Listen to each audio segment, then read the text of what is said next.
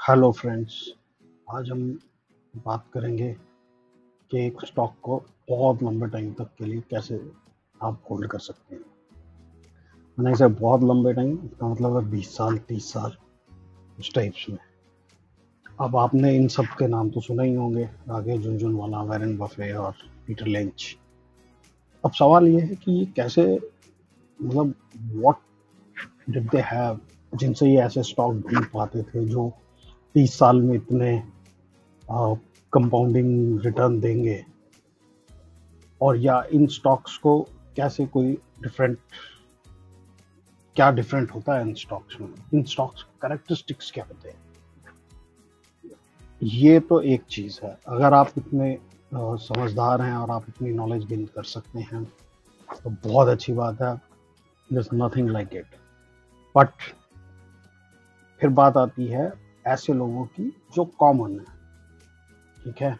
तो मैं एक सवाल पूछता हूँ, स्टॉक तो चलिए आपने, हो सकता है आप नॉलेज गेन करके ढूंढ भी लेंगे, लेकिन क्या आप में पेशेंस है कोई भी स्टॉक को 30 साल तक होल्ड करने का? आप सोचिए एक बार, 30 साल कैसे कोई स्टॉक होल्ड करेंगे। इंडियन स्टॉक मार्केट में ऐसे बहुत से स्टॉक्स हैं।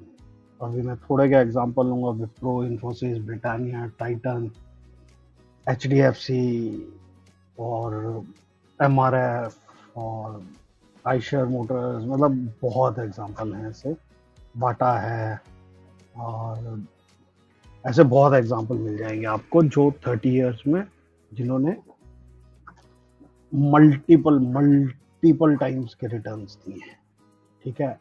लेकिन सवाल यह है कि अगर मान लीजिए आपने इन स्टॉक्स में कभी इन्वेस्ट भी किया था, तो क्या आप इनको 30 इयर्स तक होल्ड कर पाएंगे? लेट्स सी, थोड़ा चार्ट पे देखते हैं।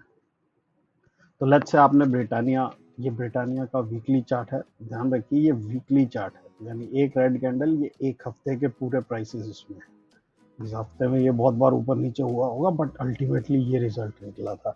इसी तरह ये अब लेट्स से आपने ब्रिटानिया 1996 में यहाँ खरीद लिया, हालांकि यहाँ पॉसिबल नहीं है, लेकिन 10 और लेट्स से 10 और 11, ये 9 रुपए कुछ पैसे है, और ये 10 साढ़े 10 रुपए कुछ है।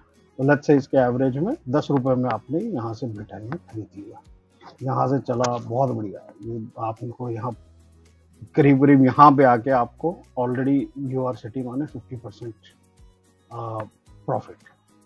अब यहाँ से ये गिरा, यहाँ पे से ये गिरना शुरू हुआ। पहले दिन गिरा तो आपने बोला अरे कोई बात नहीं, ठीक है, पहले हफ्ता, फिर आप चलो ठीक हो गया, फिर गिरा, फिर आप बोले ठीक हो गया, ये कुछ ठीक नहीं हुआ। 2-3 हफ्ते में आप यहाँ हिम्मत हार जाओगे, ठीक है, और इसको सेल कर दोगे, यार अब नहीं उठेगा, जबकि वो अगले दिन ही उठ के वापस खड़ा हो गया। फिर गिरा, फिर और गिरा, मान लीजिए यहाँ नहीं तो यहाँ सेल कर देते, अल्टीमेटली यहाँ सेल कर देते, कहीं ना कहीं आप ये जब गिर रहा होता तो बीच में ही कहीं सेल कर देते। चलिए मान लीजिए आपने किसी तरह आपने ये कन्विक्शन कर भी ली कि नहीं ये मेरे हिसाब से चलेगा चलेगा चलेगा, आपने इसको पकड़ा, ये यहाँ से रिकवर किया। फिर ये देखिए आप, जुलाई से लेकर 1997 तक इसमें कोई मूवमेंट नहीं, 6 महीने, जुलाई से दिसंबर तक कोई मूवमेंट नहीं है, उसी प्राइस में ऊपर नीचे ऊपर नीचे ऊपर नीचे ऊपर नीचे हो रहा है। आप यहाँ पे दम तोड़ देते हैं। ये भी मान लीजिए आपने किसी तरह सह लिया, यहाँ तक पहुंच गए, अब आप ऑलरेडी आप 70% के प्रॉफिट में, यहाँ जब खुलता तो आप खुश हो जाते हैं, 20% डबल हो गया भाई। लेकिन जब ये यहाँ से गिरता तो ये आप यहाँ दम तोड़ देते आप, मतलब ये तो एग्जाम्पल दे रहा हूँ, ये ब्रिटानिया का एग्जाम्पल, ऐसे बहुत सारे केसेस होंगे। जब ये 3-4 हफ्ते कंटिन्यूसली गिरेगा तो आप ये छोड़ दोगे कि अरे नहीं ये पॉसिबल नहीं है इसको होल्ड करना। सिमिलरली ये विप्रो का चार्ट है, विप्रो का चार्ट आपने मान लीजिए, विप्रो आपने 2000 में ढूंढी, आपने उसका चार्ट यहाँ से खरीदा, और ये यहाँ से तुरंत, ये वीकली चार्ट है, आप देखिए ये 90 रुपए से 50 रुपए से करीब करीब 50 रुपए के आसपास का रेट दिखा रहा है, यहाँ पे से 300 रुपए पहुंच गया है। ये 6-7 महीने का काम है, 1 2 3 4 6 7, ये 3-4 महीने का है।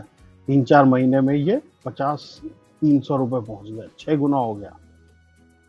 जब ये गिरता ना, ये पहले दिन गिरता, पहले हफ्ता, तो आप बोलते रहे कोई बात नहीं। फिर जब ये दूसरा गिरता तो देखो, ये भी यहाँ गिर के यहाँ आता ना, यहाँ आप हिम्मत हार जाते, यहाँ नहीं हारते। तो जब ये गिरते गिरते यहाँ पहुंच जाता, तब हार जाते कि अरे भैया कुछ नहीं होगा, जितना प्रॉफिट लेना है लो और निकलो। तो सोचो कैसे आप इतने उतार चढ़ाव के बीच में कैसे एक स्टॉक को आप 30 साल तक होल्ड करोगे। ये 1 साल, ये आपने 1 साल की विंडो देखी है। ये इन्फोसिस का चार्ट ले लीजिए आप, सेम चीज है। यहाँ से यहाँ तक अगर आपने किसी तरह होल्ड भी कर लिया, यहाँ गिरते ही आप हिम्मत हार जाते। यहाँ नहीं हारते, मान लीजिए यहाँ बाय कर लेते तो फिर यहाँ हार जाते। तो कुल मिला के कहने का मतलब है कि ये अब बहुत मुश्किल है 30 साल तक एक स्टॉक को होल्ड करना। ठीक है, तो मेरे हिसाब से किसी भी स्टॉक को 30 साल तक होल्ड करने के लिए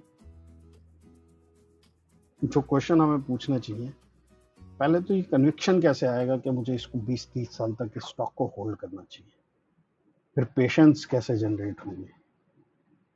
अब सवाल ये है कि लोग कैसे 30 साल तक होल्ड कर लेते हैं। मतलब गिरता रहता है, चढ़ता रहता है, क्या भूल जाते हैं या क्या है, मतलब I don't know. Either it's patience और दे हैव रिसोर्सेज। मेरा यही मानना है कि इस कोई भी स्टॉक को 30-40 साल तक होल्ड करने के लिए 2 ही स्ट्रेटजी।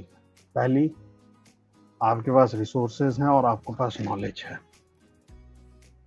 और उसके साथ कन्विक्शन। ये 3 चीजें हैं आपके पास, जिसके दम पे आपका रिसोर्सेज है तो ऑब्वियसली आप रिसर्च कर रहे हैं, आपकी रिसर्च टीम अच्छी है, जिसके दम पे आप ये स्टॉक होल्ड करेंगे। ठीक है, और नहीं तो आपका कन्विक्शन है।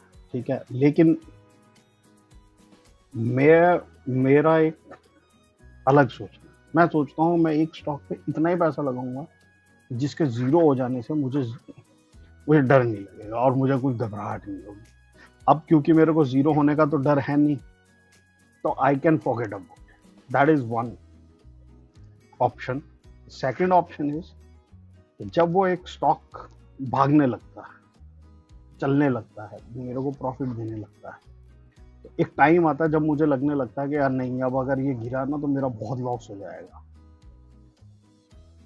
वो नंबर कुछ भी हो सकता है। किसी को 40% पे लगता है, किसी को 50% प्रॉफिट पे लगता है, किसी को 70 पे लगता है। अब मुझे 60-70 पे लगने लग जाता है। 80, जब 80 की रेंज में आता है तो मुझे वो घबराहट होने लग जाती है कि अब अगर ये गिरा तो मेरे बहुत सारे प्रॉफिट चले जाएंगे।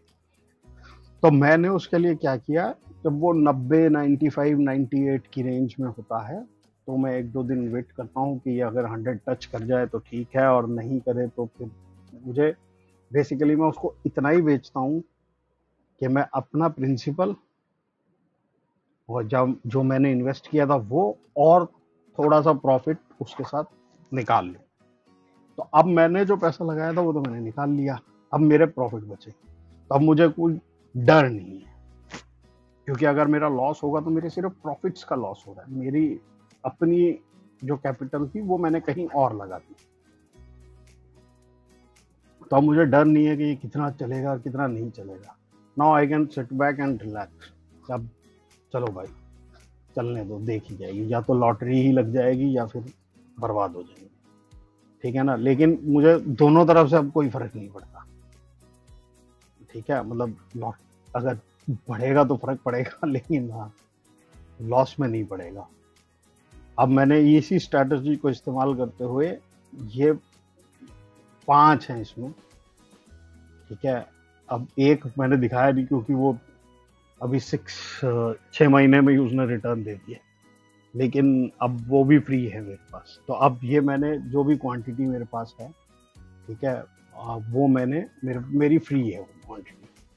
मतलब बेसिकली कहने का मतलब ये है कि मैंने लेट्स से अगर हम ग्रैनुलर्स की बात करें तो लेट्स से मैंने 1000 शेयर ग्रैनुलर्स के 113 रुपए पे खरीदे थे, तो मेरा इन्वेस्टमेंट हो गया 1,13,000 रुपए का करीब करीब। अब जब वो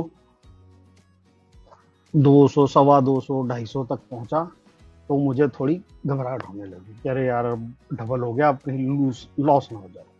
तो मैंने क्या किया, उसमें से आधे सेल सेल कर दिए, तो 1000 में से 500 रह गए। अब वो 500 गुना 226 करा, जब 250 करा, तो मेरी इन्वेस्टमेंट तो निकल आई और कुछ प्रॉफिट भी कमा लिया मैंने। और मैंने छोड़ क्या दिया पीछे, अपना जो प्रॉफिट था वो मैंने उसमें ग्रैनुलर्स में छोड़ दिया। अब वो चलता जाएगा, अब उसको डबल हो गया है, तीन तीन गुना रिटर्न है करीब करीब, इसके भी 3 गुना है, ठीक है ना, ये साढ़े ढाई ढाई गुना है, ये 3 गुना हो गए थे। तो ये सब बेसिकली अब ये फ्री के स्टॉक्स हैं। अब इनमें से होपफुली कोई एक विप्रो इन्फोसिस टाइप में कोई चल गया तो बहुत अच्छी बात है, हमारे पास भी कुछ अच्छे रिटर्न वाले स्टॉक होंगे। और नहीं चला तो ठीक है भाई, हमने तो अपने तो प्रॉफिट कमा ही चुके हैं, और उन प्रॉफिट को हमने कहीं और इन्वेस्ट कर रखा है, तो ऐसे ही हमको 2-4 स्टॉक्स और मिल जाएंगे, वही तो एक चलेगा भाई। सारे तो फिर हड्डी नहीं ही होंगे, और बहुत ही किस्मत खराब होगी तो होंगे भाई, क्या करें, ठीक है, हम तो कुछ कर नहीं सकते। तो ये मेरी स्ट्रेटजी है, ठीक है। आई डोंट नो कितनी कामयाब है, कितनी सक्सेसफुल है, आई हैवंट डन, ये कोई डेटा नहीं है इसके ऊपर मेरे पास। तो मैं ये करता हूँ, एंड आई एम होपिंग कि मेरे ऐसे ही 10-12 स्टॉक बन जाएंगे जो फ्री वाले होंगे। फिर मैं चाहूँ तो सब कुछ सेल करके अपना जो भी इनिशियल इन्वेस्टमेंट मैंने करा था वो सारा मैं निकाल भी सकता हूँ मार्केट से, और सिर्फ इनके दम पे खेल सकता हूँ। लेट्स होप, लेट्स सी क्या होता है क्या नहीं, बट ये मेरी स्ट्रेटजी है। आप बताइए आपकी क्या स्ट्रेटजी है, आपको अच्छा लगा प्लीज़ लाइक एंड शेयर कीजिए। होपफुली ये हमको हेल्प करेंगे मल्टी मल्टी बैगर्स रिटर्न देने में, हमारे पोर्टफोलियो को वैसे बनाने में। लेट्स, ठीक है दोस्तों, आप बताइए आपको कैसी लगी ये स्ट्रेटजी, या आप कौन सी स्ट्रेटजी अपनाते हैं ये सब मल्टी बैगर स्टॉक को होल्ड करने के लिए। प्लीज़ डू लाइक, कमेंट में बताइए, और अगर आपको अच्छी लगी तो आप please do like and share our video with your friends, and follow our channel for daily updates. Thank you.